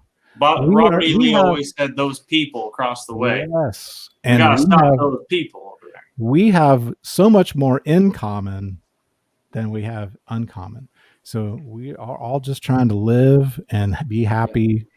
And we got to focus on our what we have that are similar than our dissimilarities. Yeah. And we'll finish the podcast with that thought. Anything else you guys want to contribute to this? Us guys from all over the world here that are actually getting along, and we're focusing on our commonalities, which is the love of wargaming and learning. Also, it's a lot about learning. We want to learn about the things we don't know about, because it's fascinating. It was nice for me to learn a bit about the American Civil War. So if anything, it's like when you pick up a war game magazine and you see some nice models. Oh damn! Now I have to get obsessed with that period. So I think definitely I'm going to look into it now, and I'm looking forward to learning a bit more about it. That's the cool thing, is that I've noticed that guys in the UK are absolutely fascinated with the American Civil War. So just like we're fascinated with redcoats. I haven't seen that yet. I think Matt's the only person over there that really likes it. I am, yeah. So far, I've seen. I don't know. He's our token. He's our token. Yeah. You got wargaming with Gary and Yeah, he's been you got doing a lot a of bit. guys. Yeah, Gary's Paul, pretty yeah. Even Paul over in Australia, you know, they just love the Civil War, and so yeah, it is fascinating. And looks like we're fascinated with Braveheart and English castles and the feudal period. Yeah. It's the same kind of thing. So, anybody have anything else to say? We got John Eagles, our famous fan here and contributor on Discord. Great show, guys. I've learned a lot. Thanks, John. We appreciate you. Cheers, John. And any other last thoughts, guys? Well, just thanks for having me on. I enjoyed it. Yeah, thanks, Alan. Chatting to you And guys. thanks, Sammy. Yeah, Thanks, thanks. guys. And Thanks. look, get on Discord and come up with any other ideas you have. Would you guys entertain doing a Civil War Part 2 possibly? Yes. Yeah. Yes. Think over the next couple weeks about other things we might want to start bringing up about the Civil War. We didn't bring. I got up lots of today. book recommendations. So Awesome. Well, let's plan on that, and we'll stay in touch on Discord. And thanks for participating, guys. I appreciate all of you. Thanks for the viewers tuning in and watching the replay or the live podcast today. We appreciate you. And don't be afraid. Get on here. Get on Discord. We've got Stugmaster has a YouTube channel. King, Matt, the Superior has a YouTube channel. Get on there. Give them some support. Comment on their videos. Let's desegregate here. Let's mush it all together. All right. Thanks, guys, and I'll see you next time.